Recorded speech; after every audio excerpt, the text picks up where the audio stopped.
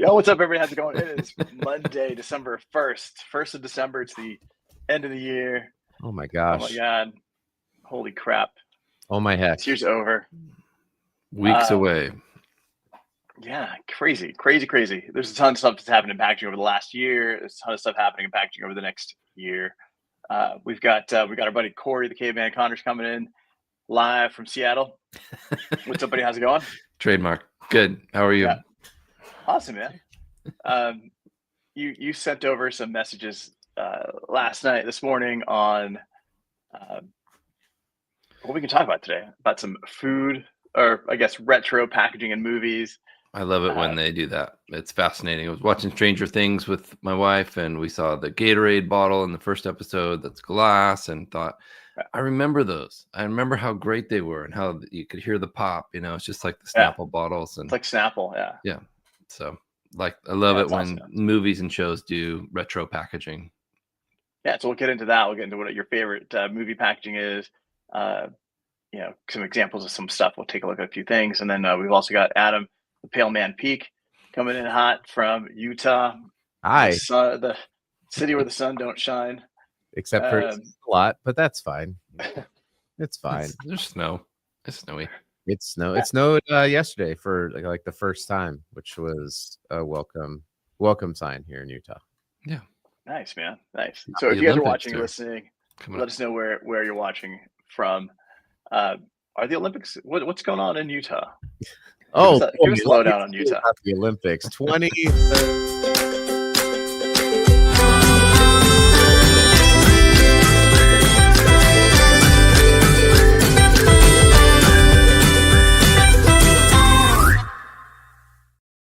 That's when I said, in the way back in my day when we skated, we didn't have these. Adam's in the 1800s. That's right. I thought we were talking about retro packaging. Oh, way back packaging. This is retro. Yeah, that's right. If you're listening on Spotify on the replay, do us a favor, head over to the YouTube, and you can watch this and see Adam. I went sepia. In all his paleness. He's gone sepia. But I'm back. All right. Hey, before we get to movie packaging, and some of the stuff that we've seen, whether it's been 11 from Stranger Things with the Eggos and all these other things that have gone on. I got a message this morning from Aaron through LinkedIn, he's been on the podcast. Aaron Pursuer, thanks so much. I want to share my screen and show you this thing because this is pretty nuts. I'm going to test it. I don't know if it works, but it's some new fangled AI thing. So that's Ellen Iverson for anyone listening. Ellen Iverson. Mm-hmm. That's right. Yep. Basketball player.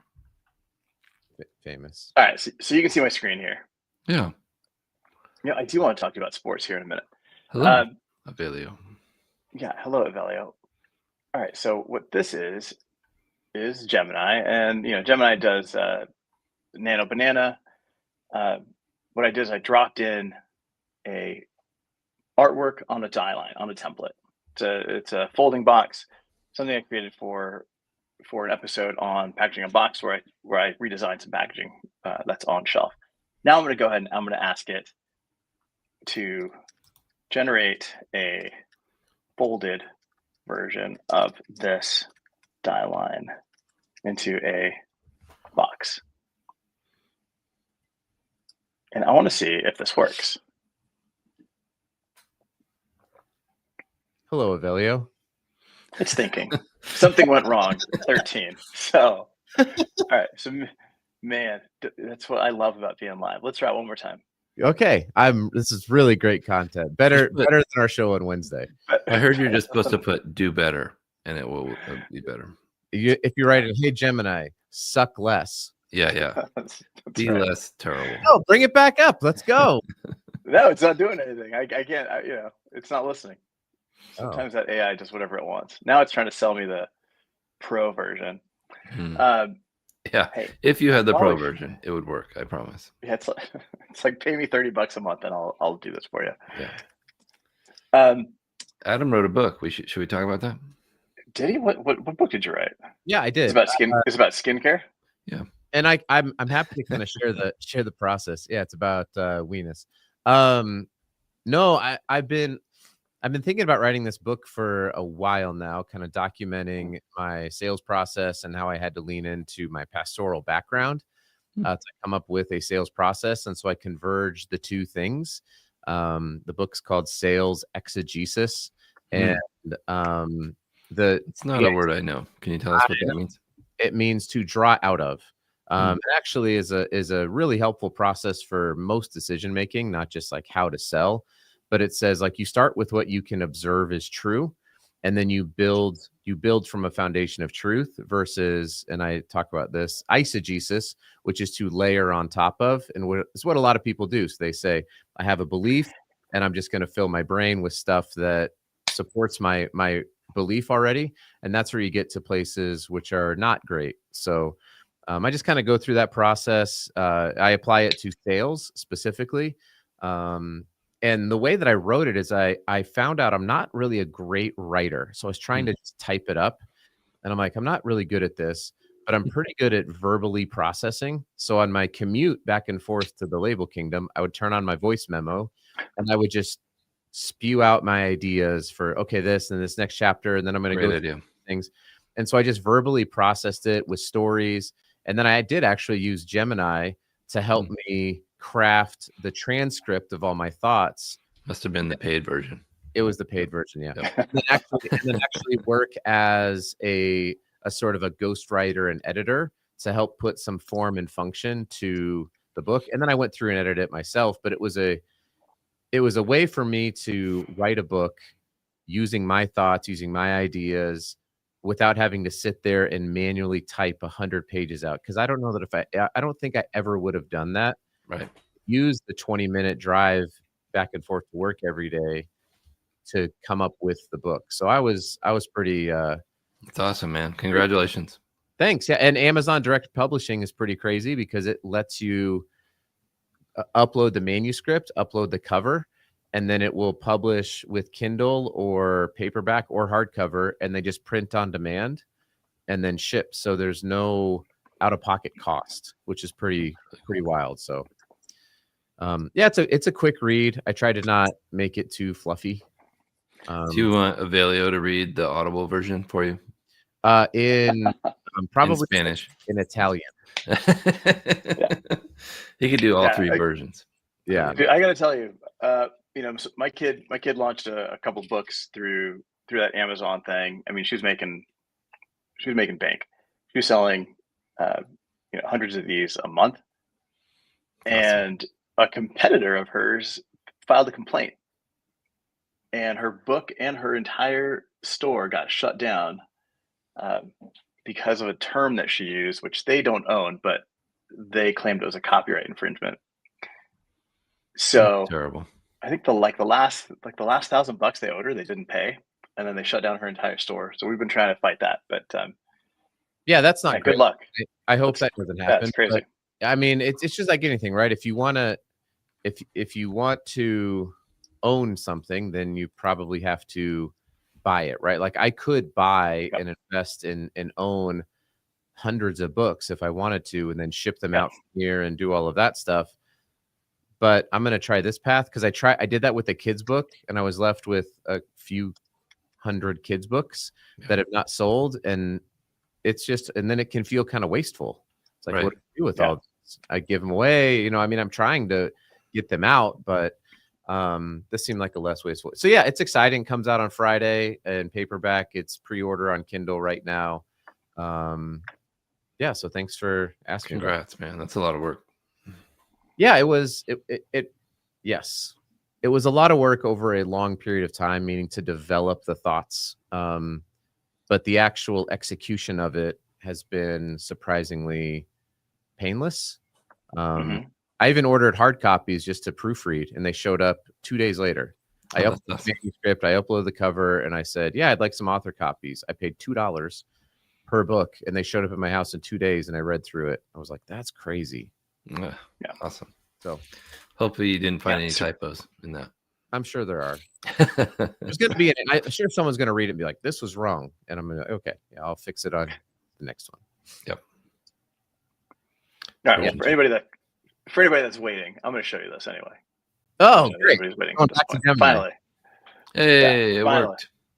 That's just Sorta. a screenshot. Avelio actually did that manually himself. Right. So I put in this die line tuck box. If you can see that here. Yep. Has to generate a 3D version of it, and then it spit out this, which it's kind of close, sort of what it was, but not really. It added nutritional facts, which is kind of cool, but it didn't fold it properly. I asked it to do it again, and it did a bigger version of it. But interesting, right? Being able to take a die line and sort of fold it. I think I've seen examples where it does work, but they're much simpler designs.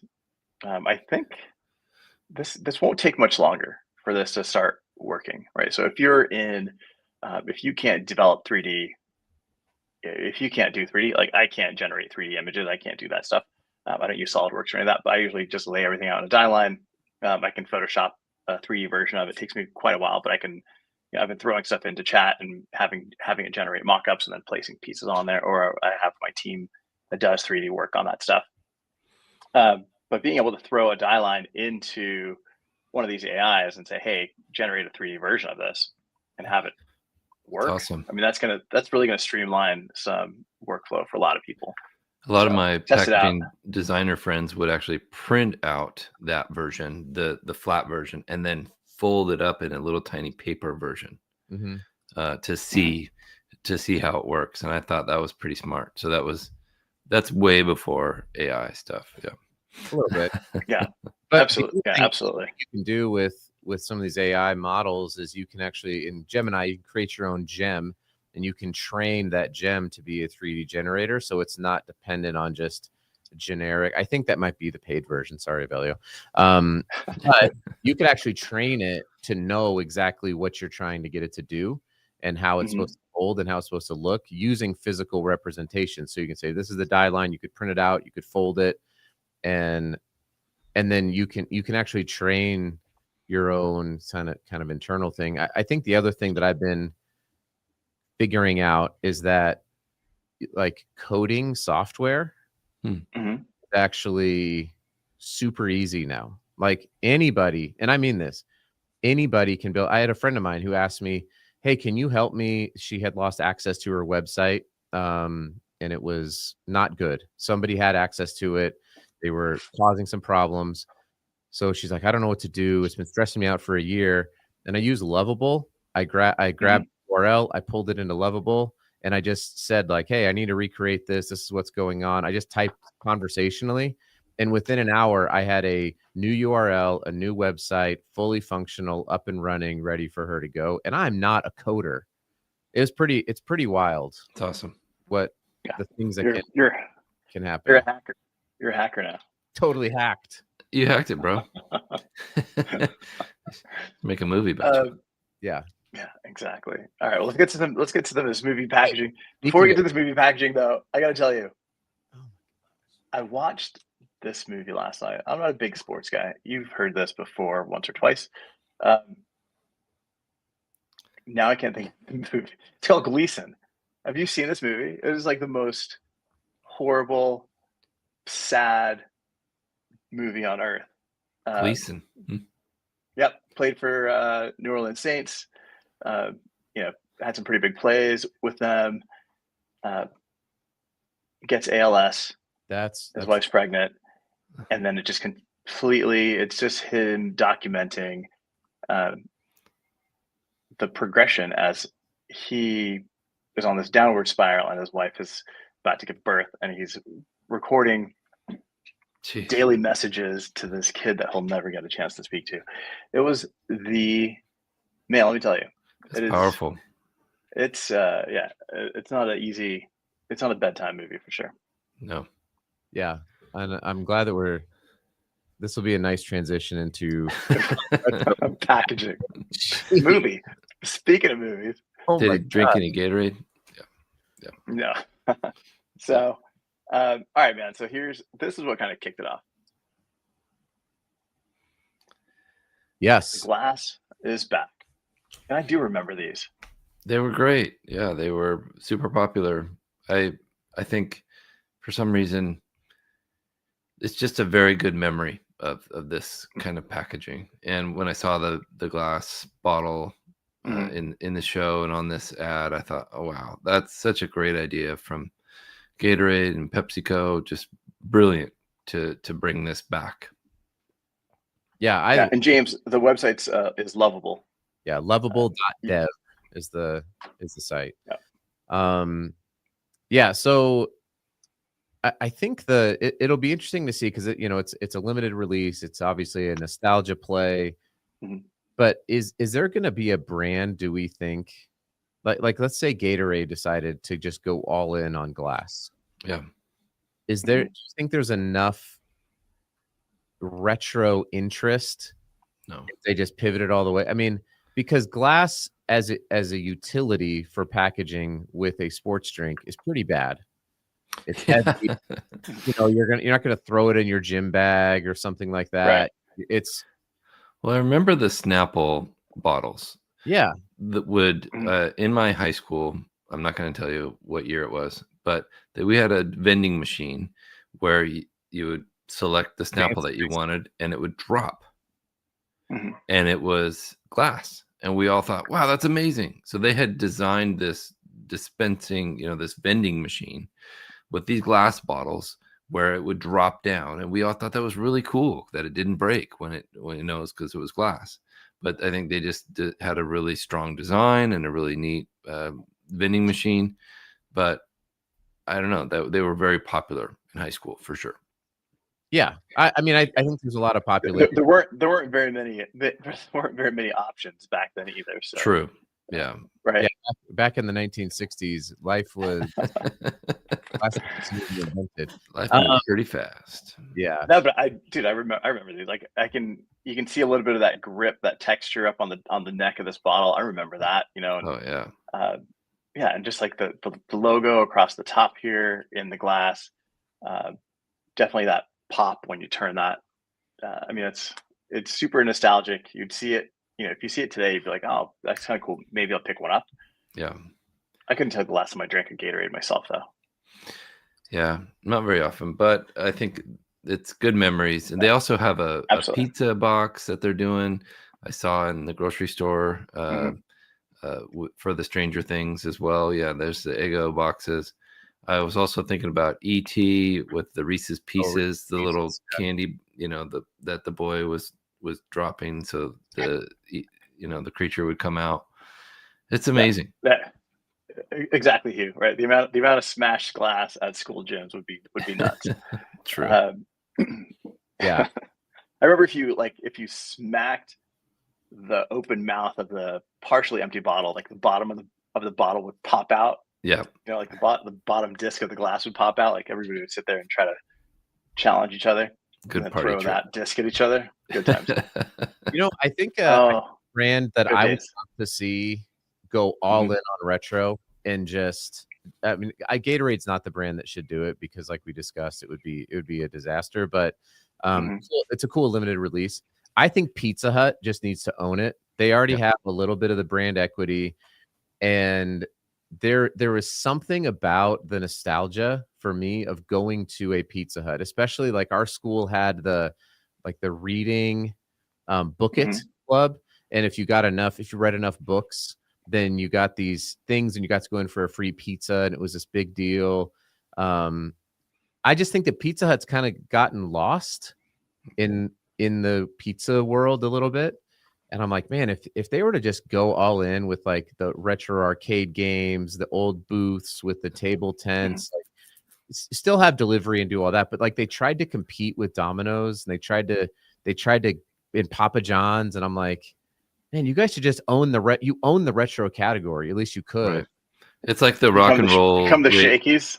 Yeah, it's like the radio station that was the rock and roll station. Just changes their name to retro rock and keeps all the same music. It's just just own that. I love it. Yeah. Or like how the oldies stations are now playing the stuff that we listened to in high school. Like that's what I mean. Yeah, your rock and roll oldies. Yeah. Yeah, product You know, placement. these guys obviously, yeah, I mean, these guys obviously did Yeah, a there's Pizza Hut, right? great job of it. Yep, absolutely. And that Doritos bag came back, I think, like a year ago. You know, where they brought back that retro style. Same ingredients as today, but just the bag was different. More PFAS. You know. Yeah. You know, this example here, this is huge, right? Mm-hmm. FedEx And um, Wilson. and Wilson. Yeah, the volleyball. Yeah.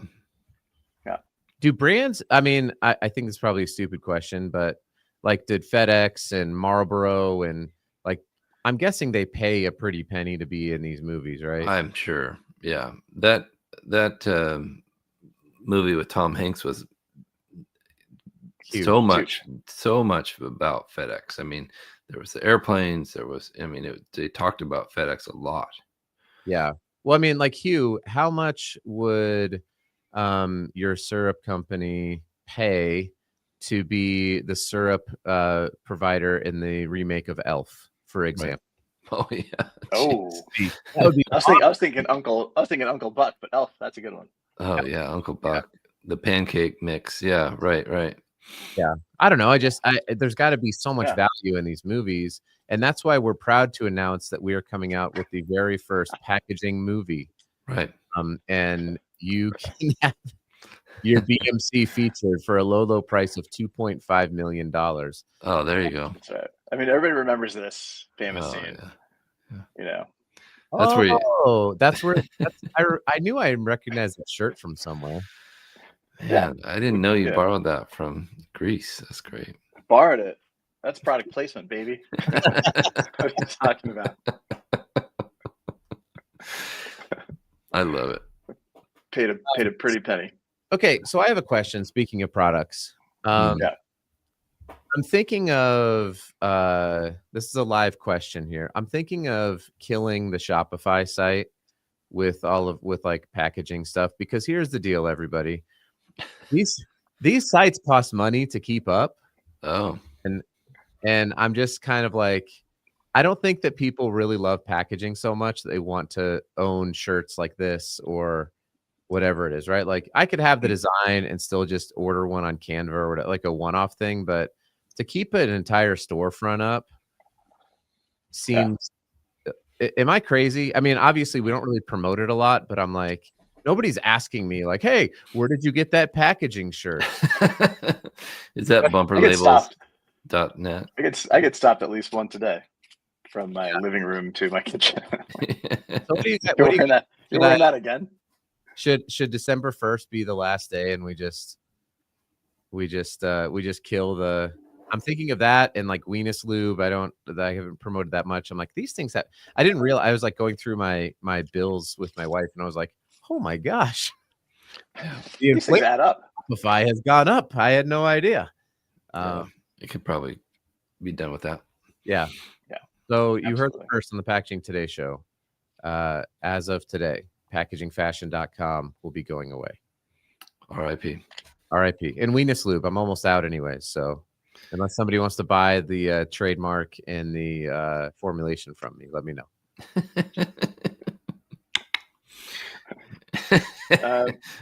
Hey man, you gave it a shot. You gave it a shot. You did some good work. I'm not afraid of failing. Mm-hmm. Obviously, I'm really good at it. I've become a professional at failing. But it's okay. I think that people don't do things because they're afraid. And I've been one to. Well, and you taught your son some lessons about business, and that was really cool. And I learned about Shopify. I learned, I've learned a ton. Obviously, the podcast was something that started, and this thing is like, it's. I just want people to know, like, it's okay to start things and fail. Like, that doesn't make you a failure. It just means that the thing didn't work, and that's fine. Yeah. The more you know. It's like Nuprin. Little yellow. Different. All right. So we're gonna wrap this up. Throw it in our 40s, because I'm just like, it's always around. There we go. All right, we're gonna wrap this up. Thanks for joining us, Hugh. I think Hugh's the only guy. And, Thanks, Hugh. James. Yeah. Do us a favor, comment, ask questions on here. We'll keep watching and answering any questions. But that was one of the lessons in that movie Gleason, which was like, don't stop trying just because things aren't looking your way. So that was definitely go check that movie out. Love it. Thanks, I think Andrew. it's like on Amazon Prime or something. Yep. But yeah, man, we'll see you guys Wednesday. We'll be back, and hopefully we'll have a special guest with us to share more about compostable packaging.